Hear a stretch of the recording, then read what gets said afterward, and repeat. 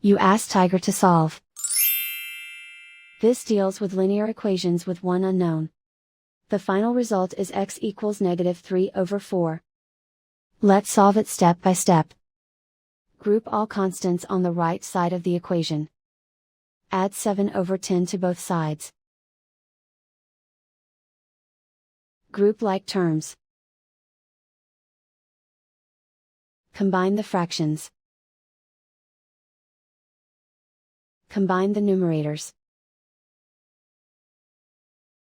Reduce the zero numerator. Simplify the arithmetic. Find the lowest common denominator. Multiply the denominators. Multiply the numerators. Combine the fractions. Combine the numerators. Find the greatest common factor of the numerator and denominator. Factor out and cancel the greatest common factor.